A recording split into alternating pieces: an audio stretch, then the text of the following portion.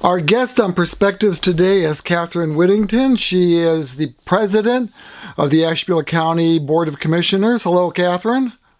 Hi, Bob. How are you? I'm doing good. First off, I wanted to talk a little bit about the coming year.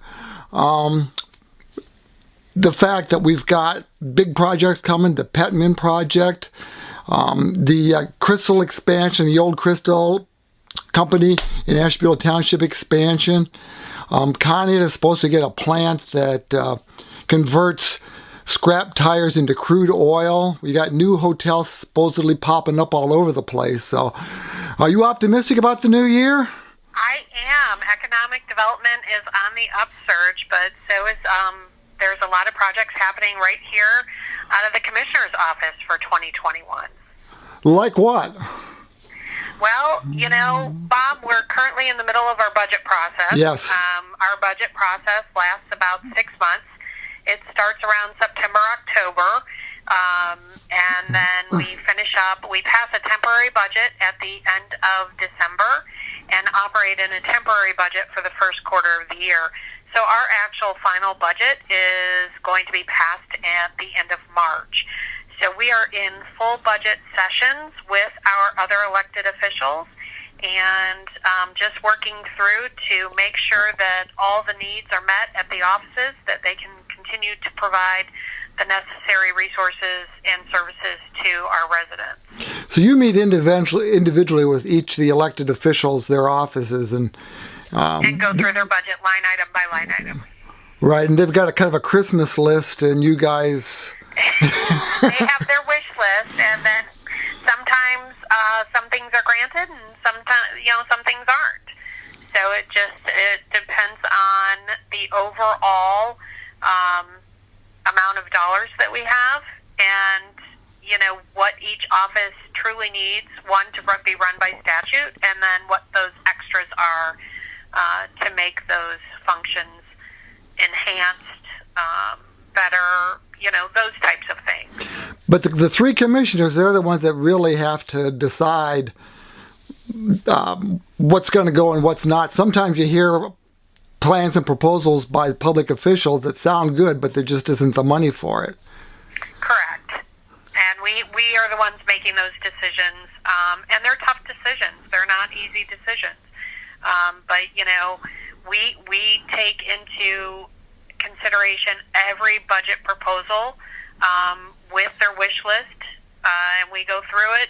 We have several meetings with them. We have multiple meetings, with the Commissioner's office, and then we also have a budget commission committee that actually joins in. They're members of the public, and there's 5 of them, and they sit in through the entire process.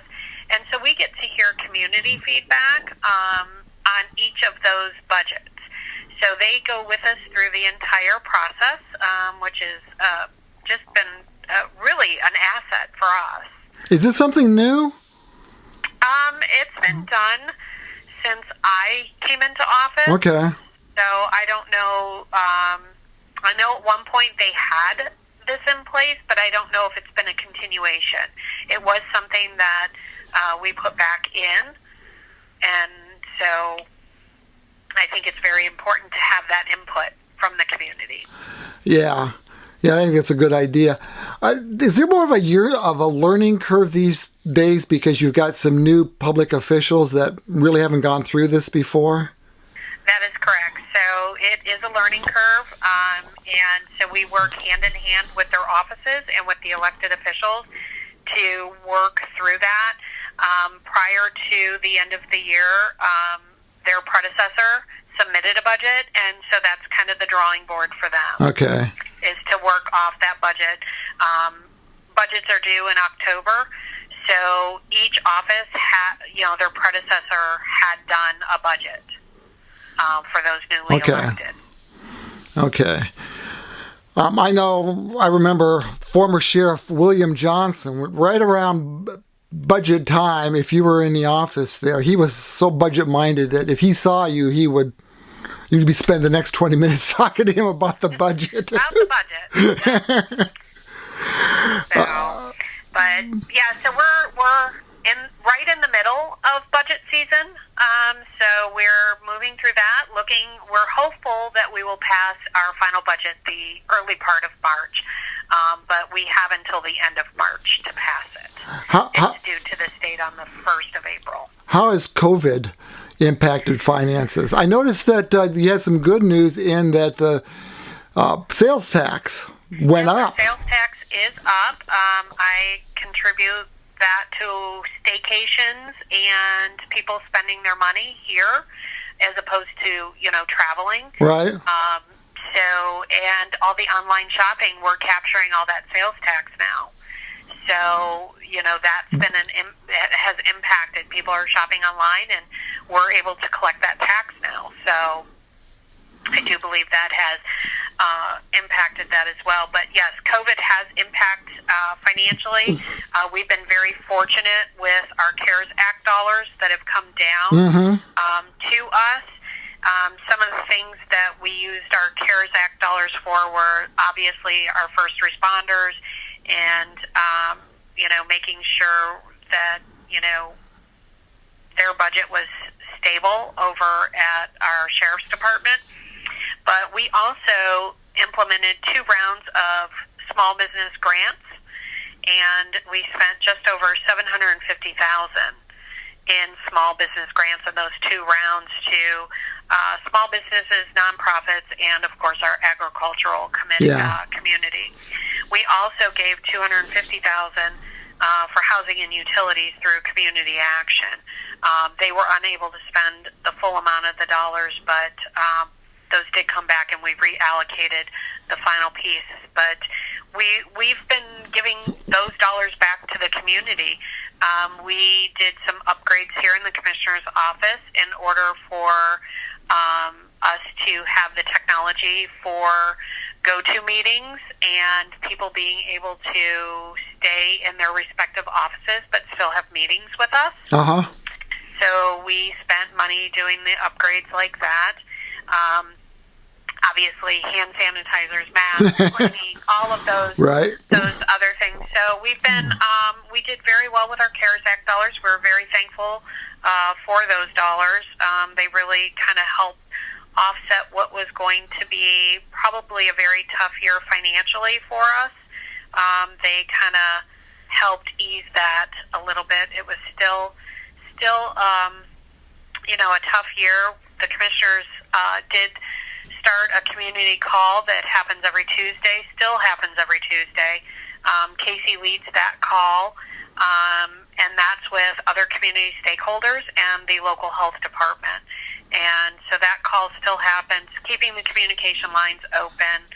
So we've been kind of on the forefront. We have a page on our website dedicated to COVID. So every week it is updated with the latest information from the health department and anything else that is pertinent regarding COVID. That's good because people have a lot of questions about the vaccines and all. So, and because that's not really our expertise, we're relying on others, and we are posting that information to our website. So, so we have that going on. We have another big project that we are working on right now is the comprehensive plan. I was going to ask about that. Yes. So, the last time it was updated was 2003.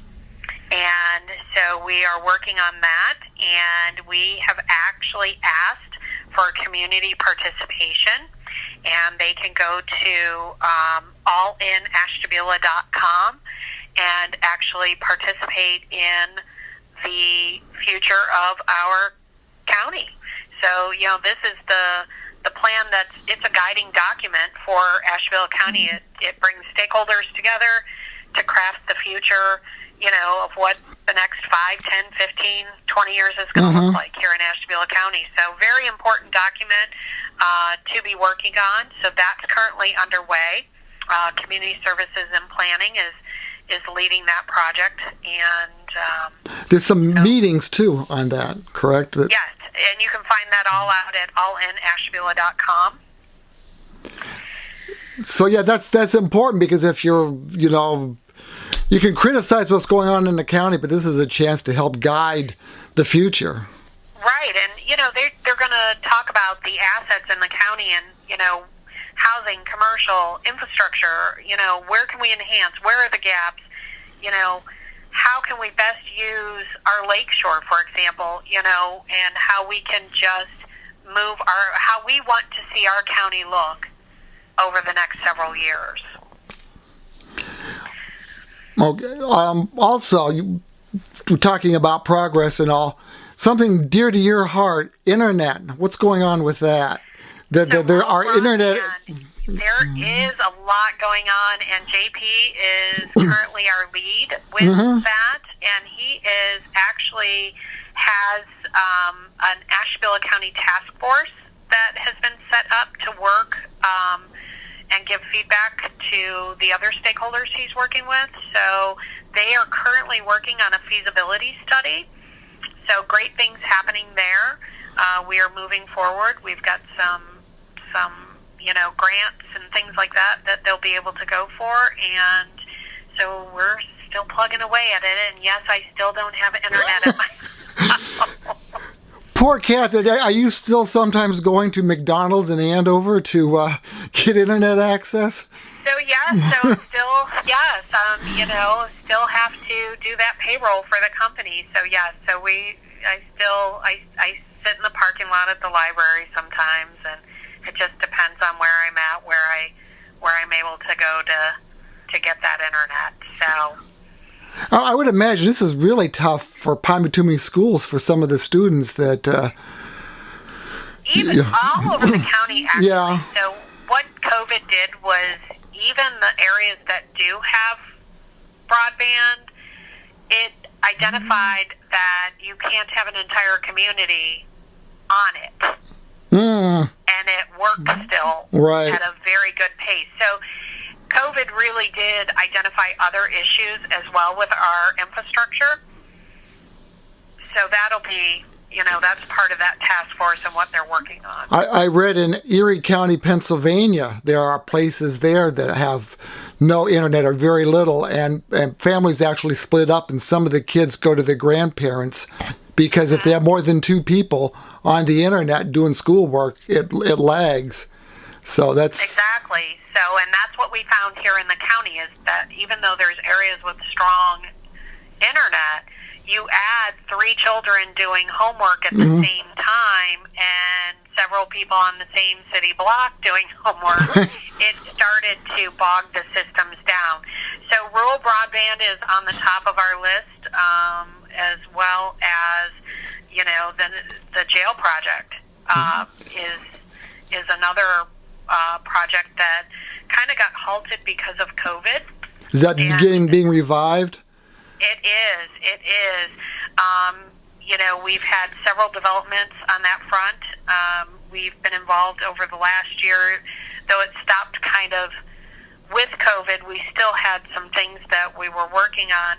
The state recently announced that legislation is being introduced to the House, and that's going to create a funding model to assist the counties with funding, much like how the schools were funded. So the new schools? The new schools, okay. Yeah. So it'll be a funding model after that. And that was, when they did the schools, that was administered through the Ohio School Facilities Commission. And so this is going to be very helpful to provide a state match for this project. So, we were very successful also in securing $50 million statewide in our state capital budget to assist with the project as well. Unfortunately, that $50 million is got to be spread out over the state with multiple projects. Yeah. So we have asked, just like we do in any budget, for the moon, and cross our fingers. And right. Hope we get hope we get enough. So we're working to really move that project along. So we are meetings again. We are out of time.